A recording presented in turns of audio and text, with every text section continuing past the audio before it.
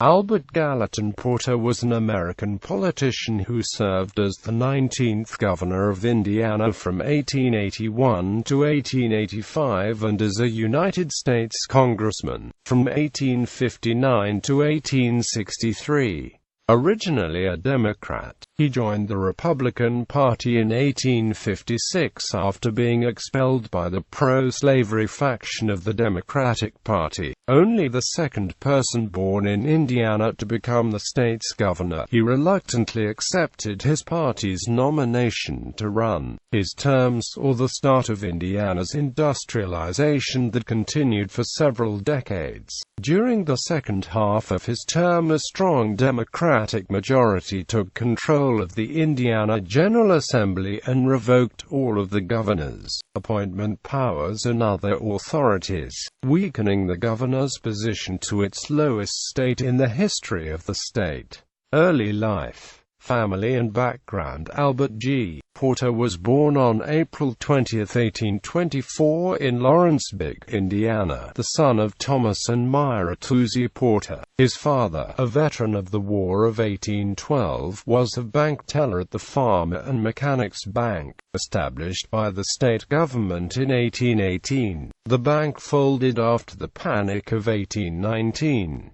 His father then served several years as a county clerk until the family moved to Boone County, Kentucky, after his mother inherited her father's farm. A large farm neighbored the Ohio River at the area's most convenient crossing point, and Porter began managing his father's ferry boat, crossing wagons and passengers across the river. Using the money he earned from working the ferry, he enrolled in Hanover College in 1839, but soon ran out of money to continue his education. His uncle offered to pay for the remainder of his school, provided that he would switch to a Methodist school. Porter agreed, and attended and graduated from Asbury University in 1843.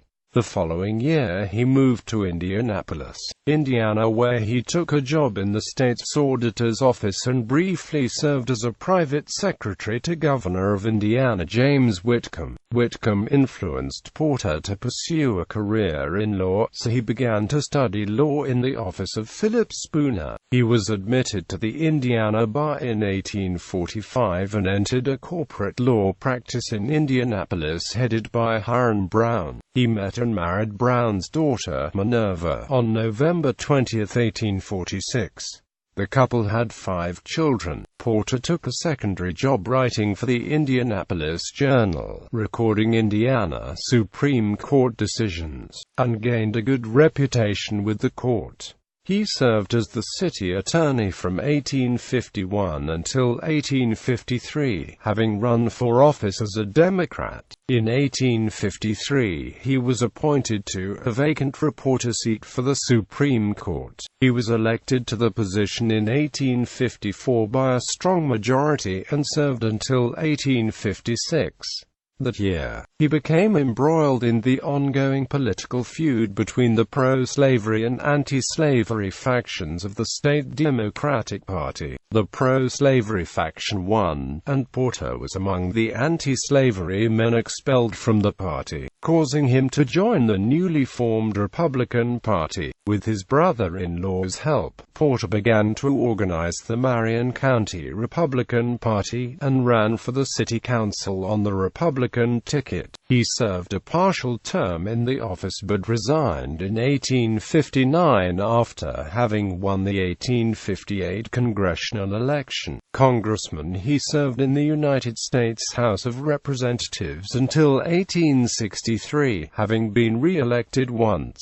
As a congressman during the American Civil War, he supported much of the wartime legislation. His primary contribution was his own investigation of the railroads, which had accepted numerous land grants from the government during the war and the years leading up to it. He calculated the value of the transit transactions, unbalanced it against the amount the railroads were demanding for payment for shipping men and munitions, saving the at-time cash-strapped government several $million.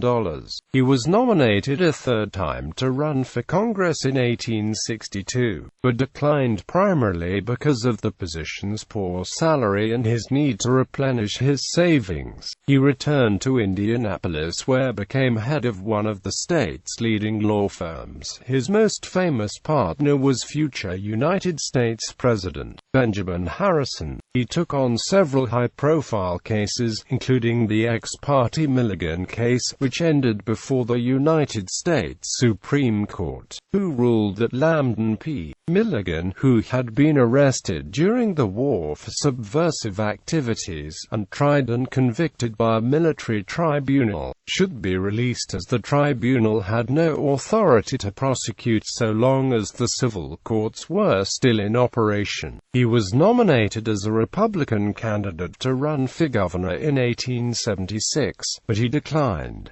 In 1878, Porter was appointed by President Rutherford B. Hayes as Comptroller of the United States Treasury. As Comptroller, he oversaw the settlement of numerous Treasury disputes dating back to the Civil War. In 1880, while Porter was still in Washington, his party again nominated him to run for governor without his knowledge. By the time he received word, his party was already printing campaign posters, and the party leaders were able to convince him to run for the good of the party. He reluctantly accepted and returned to Indianapolis.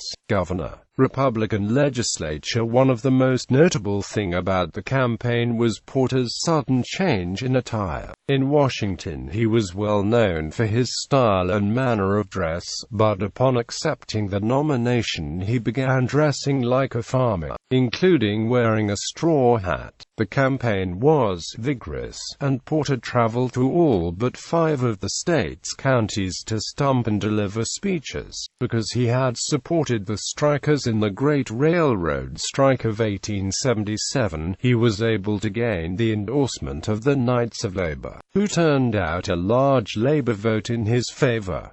Porter narrowly won the election by about 7,000 votes. He was the first Republican to win the governorship in 12 years, and along with a strong Republican majority elected to the Indiana General Assembly, he began a period of Republican dominance that would continue for a generation. Shortly after his term began, his party nominated him as a candidate for the United States Senate, but he declined. Porter's term focused primarily on the continuing industrial development in the state and internal improvements. Porter had the Great Kankakee Swamp in northwestern Indiana surveyed and plans drafted for its draining. The swamp was at the time one of the largest wetlands in the United States and encompassed nearly a tenth of Indiana and a large part of Illinois. The plans were submitted to the General Assembly, who approved of the plan, leading the reclamation of more than 800,000 acres of land. To implement the project, the governor also advocated the creation of the Department of Geology and Natural History, the forerunner of the Indiana Department of Natural Resources. Among Porter's other successful projects included the creation of the State Board of Health, the institution of mining regulations that significantly improved working conditions for miners in the state, and advocacy for women's rights.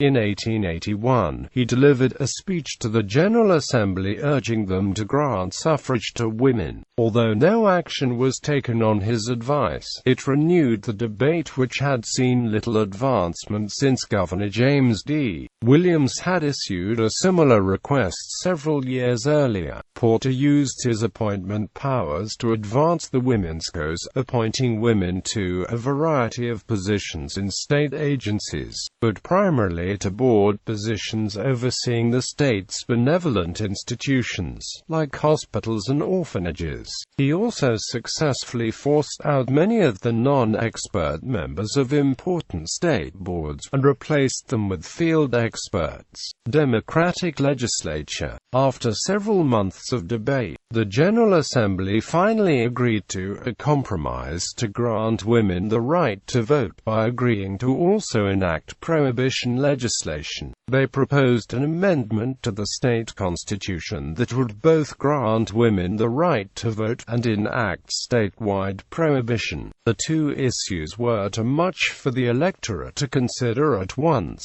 and in the midterm election of 1882, the amendment was overwhelmingly defeated, and so were the Republicans as a large Democratic majority came to power. The second half of Porter's term was one of the uncommon times in Indiana's history where the legislature was completely controlled by a party hostile to the governor. Typical to such occasions, the Assembly began to rein in the governor, whose weak constitutional position made it difficult to resist. One of the first acts was to revoke all of the governor's appointment powers. He vetoed the bill on its first passage, but the Assembly quickly overrode it, taking the responsibility for appointing all board members in the state, a power the governor had held since the Civil War. They also began to enact legislation designed to weaken Republican power across the state. First, by creating a state board to manage the newly formed Indianapolis Metropolitan Police Department, taking away control from the Republican-controlled city government. Along with other restrictive measures placed on the governor, they weakened the executive office to its lowest point in the history of the state. Nearly 50 years would pass before governors began to regain the former power. The only significant legislation the governor was able to have passed during this time was a bill to fund a relief program following a flood that devastated the Wabash River and Ohio River areas in 1883. At the time, the flood was the worst in the state's recorded history, and destroyed and damaged many towns and cities were in significant need of assistance. Consecutive terms being banned by the state constitution, Porter left office in 1884 and returned to his law practice. Final years and legacy. Porter's wife had died in 1875, and on January 5, 1881 he remarried to Cornelia Stone. The marriage was brief, and she died in 1886.